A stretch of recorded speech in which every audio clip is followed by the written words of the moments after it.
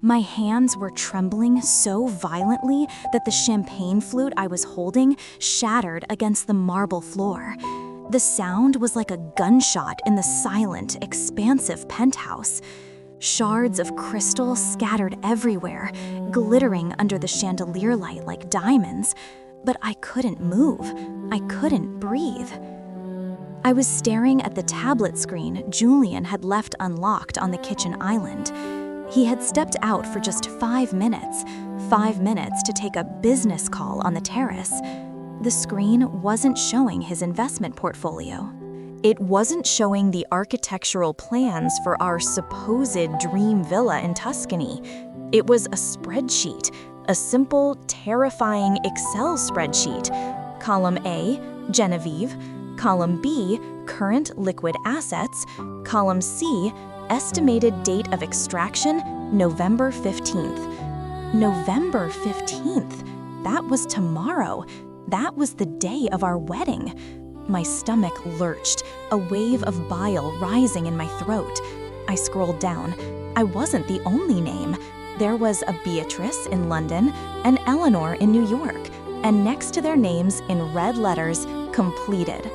The terrace door slid open. The rush of cold wind hit my back, carrying the scent of rain and his expensive sandalwood cologne, the scent I used to inhale deeply while falling asleep on his chest.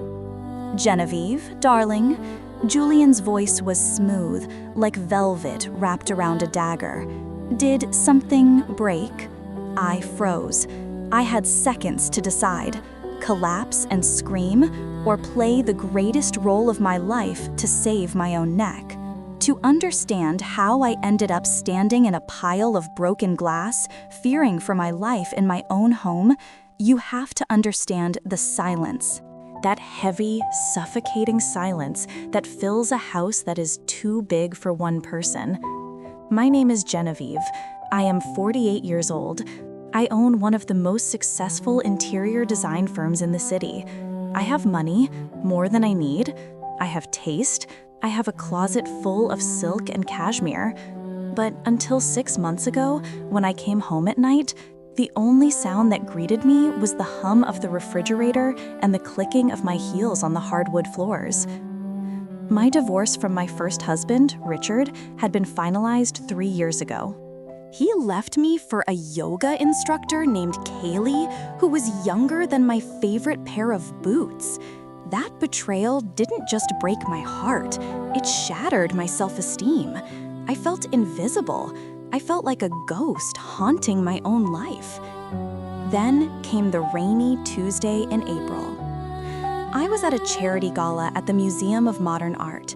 It was one of those obligatory events: bad wine, lukewarm canopies, and people pretending to understand abstract expressionism. I was standing in front of a chaotic blue canvas, feeling utterly bored, when a voice whispered near my ear. "It looks like a Smurf exploded, doesn't it?" I turned around. He was tall. That was the first thing I noticed.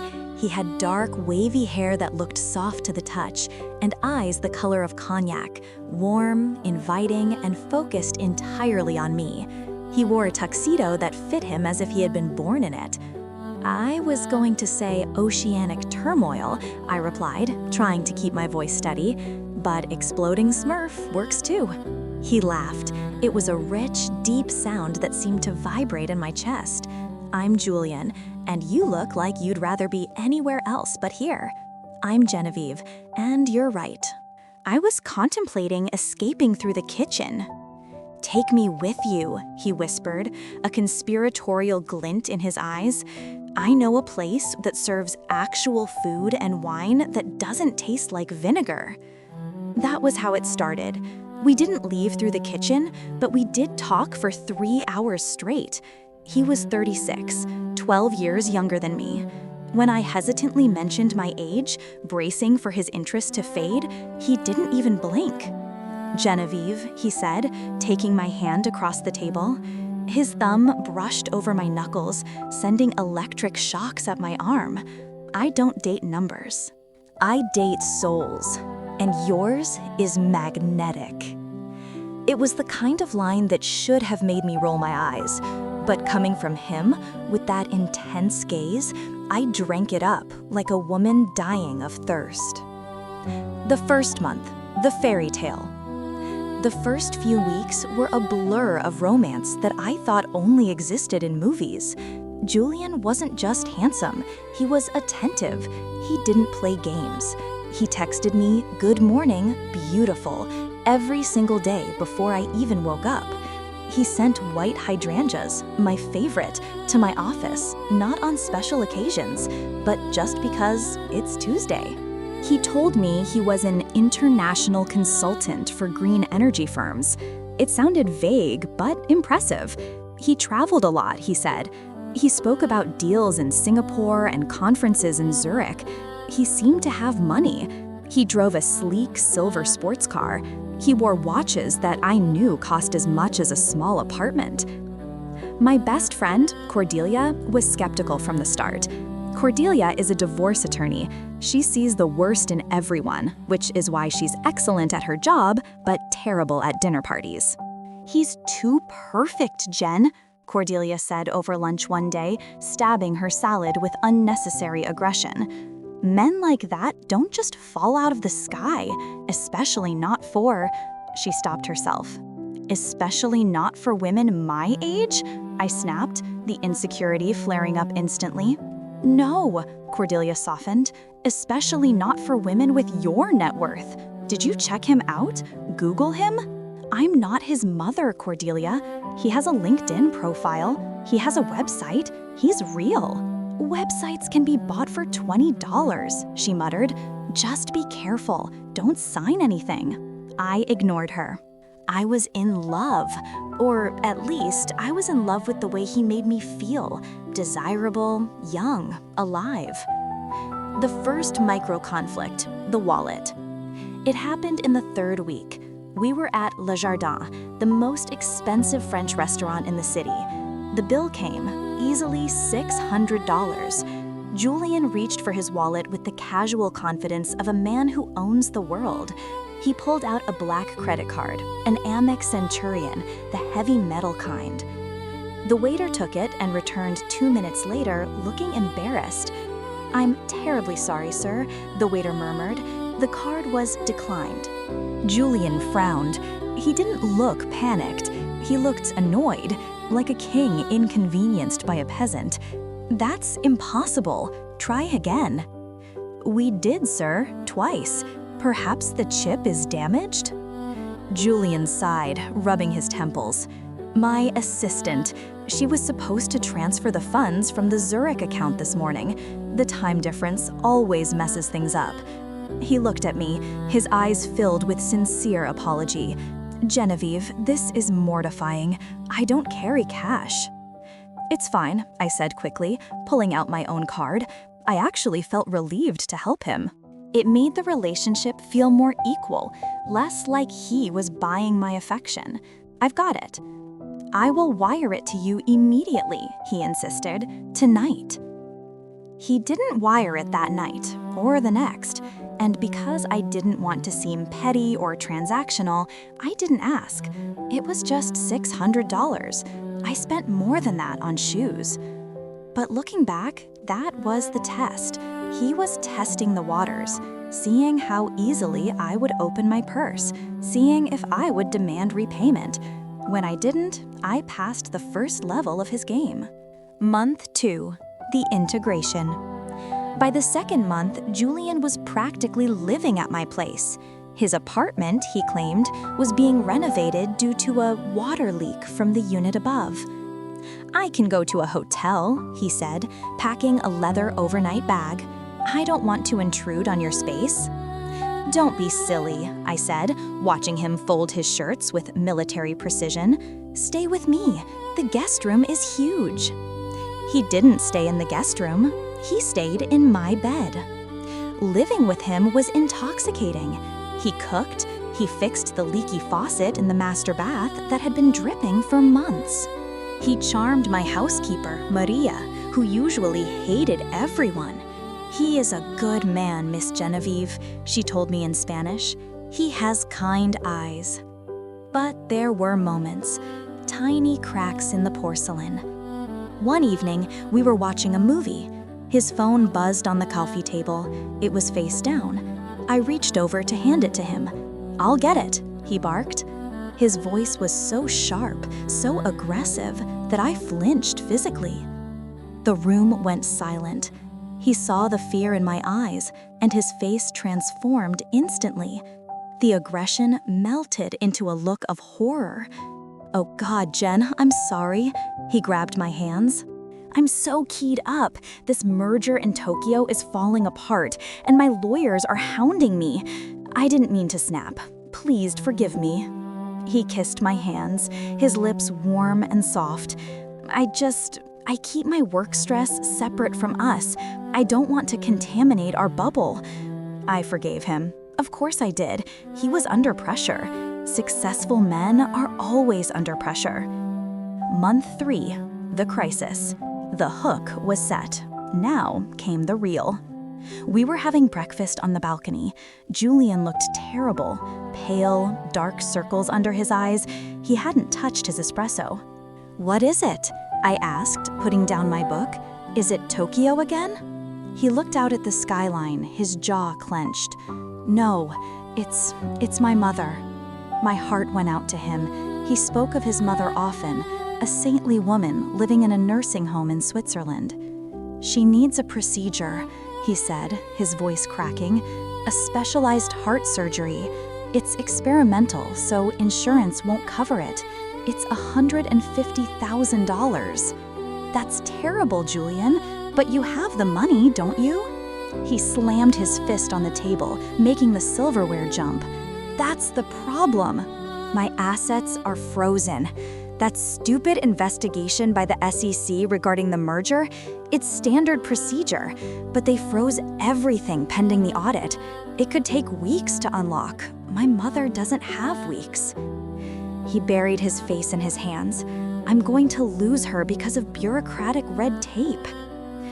I looked at this man, this strong, capable man, weeping for his mother.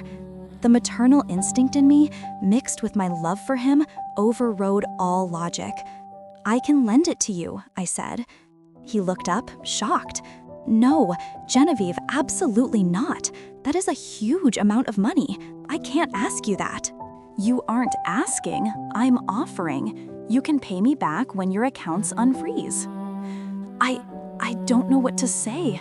Tears streamed down his face. "I will sign a promissory note. I will give you the deed to my apartment as collateral. I insist." He was so honorable about it. We went to a notary. He signed a document promising to repay me in 30 days with interest. It felt official. It felt safe. I transferred the $150,000. Cordelia went nuclear when I told her. "You did what?" she screamed into the phone. "Genevieve, are you insane?" Frozen assets excuse is the oldest trick in the book. It's scamming 101. He signed a legal document, Cordelia. He offered collateral. "Did you check the deed to his apartment? Did you verify he actually owns it?" I went silent. "He gave me the papers." "Send them to me, now." I faxed the papers to Cordelia's office. An hour later, she called back. Her voice was grim. "The deed is a forgery, Jen. A good one, but a forgery. The property belongs to a holding company based in Panama. Julian doesn't own it." My world tilted. Maybe the holding company is his? I grasped at straws. "Genevieve, listen to me. This man is dangerous. You need to get out." I hung up on her. I couldn't believe it. I wouldn't believe it. I went home and confronted Julian. I was shaking. "Cordelia says the deed is fake," I said, throwing the papers on the bed. Julian didn't flinch. He looked at me with deep disappointment. "Cordelia, your friend who hates men. Of course she would say that." "Is it true, Julian?" He sighed, walking over to his briefcase. He pulled out a thick binder. "The holding company is mine, Genevieve. It's for tax purposes. I didn't want to bore you with the complex corporate structure of my assets. Here, look at the incorporation documents. Look at the signature. He showed me documents with seals and stamps. They looked real. He explained about offshore trusts and tax liability. He used so many big words, spoke with such confidence, that my doubt began to shrink. "I love you," he said, holding my face. "It hurts me that you would trust a bitter divorce lawyer over the man who wants to marry you." Marry me. He pulled a small velvet box from his pocket. He hadn't planned to do it now, he said, but he needed me to know he was serious. The ring was breathtaking, a 4-carat emerald-cut diamond. It had to be worth $50,000, maybe more. "Would a con artist buy you this?" he whispered. I cried, I apologized, I put the ring on. It was heavy. It felt like an anchor. The build-up, the wedding, and the merger. We set the date for November 15th, a small ceremony, just us. But the financial issues continued. The SEC investigation dragged on. Julian suggested that to protect my assets from his temporary legal mess, we should merge our finances under a new LLC after the wedding. But to set it up, he needed access to my business accounts, just viewing rights for the auditors, he claimed. I gave him the passwords. I felt uneasy, a knot in my stomach that never went away, but I pushed it down. I was getting married. I was happy, wasn't I? Then came the week before the wedding. Julian was spending more time at the gym. He would come home smelling of shower gel, but his hair would be dry. I started noticing small things. He received a letter from a luxury car rental service. It was addressed to him at our address. Why was he renting a car if he owned his Porsche? When I asked, he said it was for a friend visiting town. 2. I walked into the room while he was on the phone. He said, "The cow is ready to be milked," and then hung up immediately when he saw me. "Who were you talking to?" I asked, my blood running cold. "My broker," he laughed. "We're shorting a dairy stock. Market slang. It's brutal." It sounded plausible. Everything he said always sounded plausible. The climax. The discovery. That brings us to today, the day before the wedding. Julian had been acting strange all morning, hyperactive, checking his watch. "I need to step out for a cigar on the terrace," he had said. Big call coming in. He left his tablet. The screen didn't lock immediately. I don't know why I looked. Maybe it was Cordelia's voice in my head. Maybe it was the milking the cow comment. I walked over. I touched the screen. And there it was, the spreadsheet. Genevieve. Liquid assets, $4.2 million. Real estate, $8.5 million. Status, in progress. Extraction date, November 15. It wasn't just a list of my money. It was a playbook. There were notes. Quote, "Subject is emotionally vulnerable due to past divorce."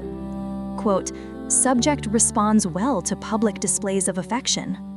Quote, "Strategy, the medical emergency, completed."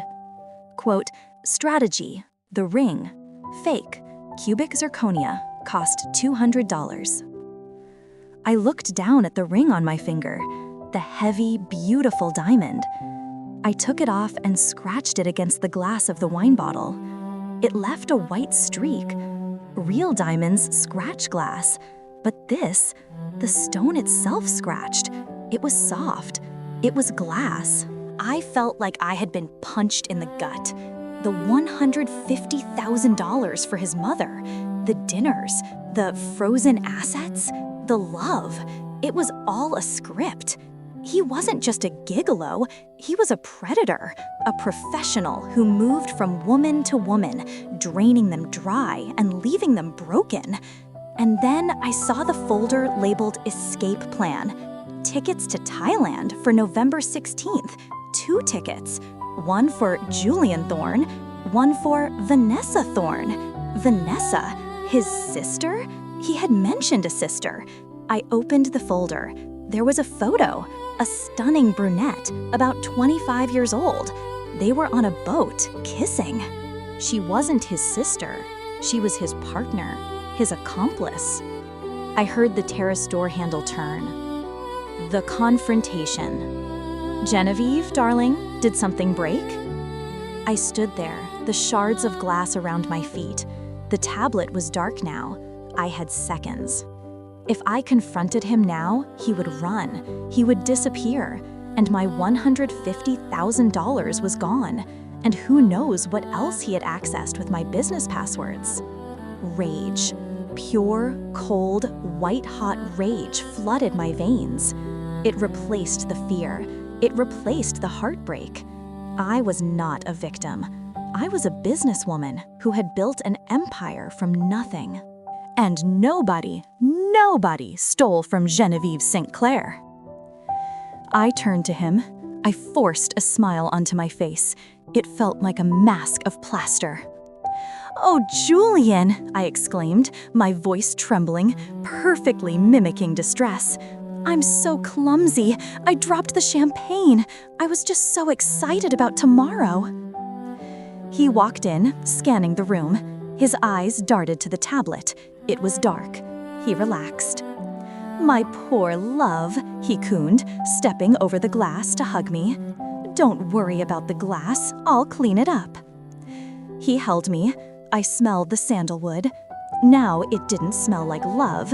It smelled like rot. "I have a surprise for you," I whispered into his chest. "Oh," he pulled back, smiling. "I love surprises. I was thinking about the merger, the LLC." His eyes lit up, a predatory flash he couldn't hide. "Yes? I don't want to wait until after the wedding. I want to do it now, tonight, as a symbol of my total trust in you." He could barely contain himself. "Genevieve, that is incredibly moving. Are you sure?"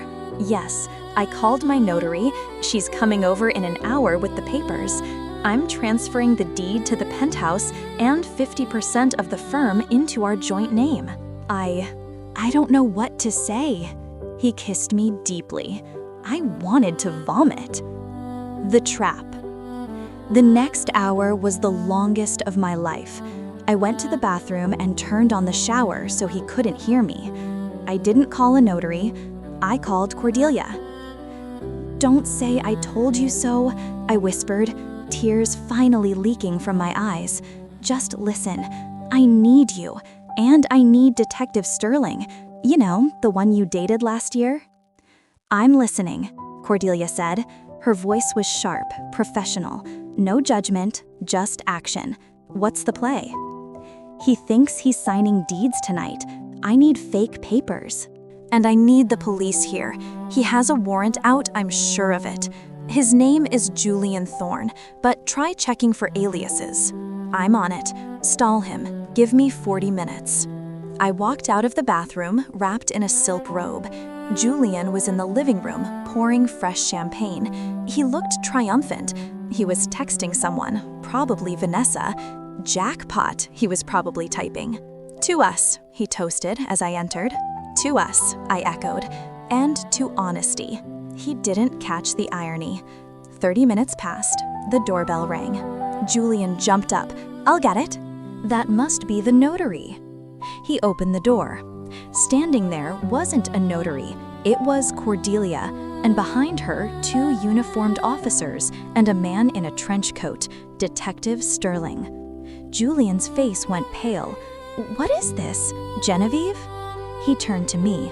The mask fell. The charming lover vanished, replaced by a cornered rat. His eyes were hard, cruel. "What did you do, you stupid old hag?" he hissed. The insult stung, but it also liberated me. "I did my due diligence," I said, my voice strong, echoing through the penthouse. I picked up the tablet and held it up.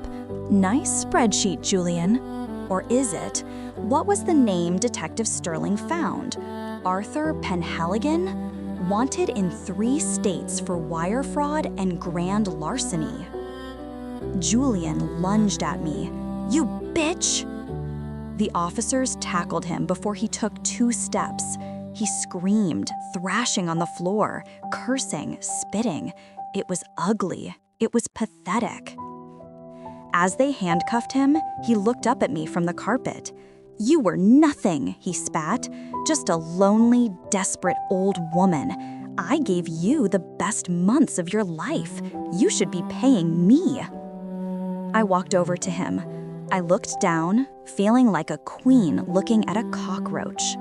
I took off the engagement ring. "This is glass, Arthur," I said quietly, "just like you." I dropped the ring. It didn't bounce. It just lay there on the rug, dull and lifeless. "Get him out of my house," I told the officers. The aftermath. They found Vanessa waiting at the airport the next day. She had my $150,000 in a duffel bag, along with jewelry stolen from 3 other women. I got most of my money back. The rest, I consider it a tuition fee for a very expensive lesson. I didn't get married on November 15th. Instead, Cordelia and I went to Italy, the trip I was supposed to take with him. We drank real wine, ate pasta, and laughed until our sides hurt. It took time to trust again. The humiliation was harder to get over than the financial loss. The feeling that I was so desperate for love that I ignored every red flag. But I realized something. He targeted me because I was valuable, because I had built a life worth stealing.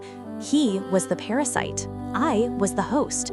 And the host can survive without the parasite, but the parasite dies without the host. So why am I telling you this? Because I know you. I know there are women out there right now sitting in silent houses waiting for a text message that makes them feel young again. I know how good it feels to be told you're beautiful by someone who shouldn't be interested in you. But listen to your gut. Listen to the silence. If he's too perfect, he's a mirage. If he has a crisis that only your money can fix within the first 3 months, run. And if your best friend hates him, she's probably right. Don't let your loneliness become their paycheck. You are worth more than a transaction. Question for you. If you found that tablet, would you have called the police? Or would you have tried to play a different game to hurt him even more? And have you ever dated someone who turned out to be completely different from who they pretended to be? Please share your stories in the comments. Let's warn each other. If this story gave you chills, please hit the like button, subscribe to the channel, and ring the bell so you never miss a confession. Stay safe, ladies, and keep your passwords to yourself.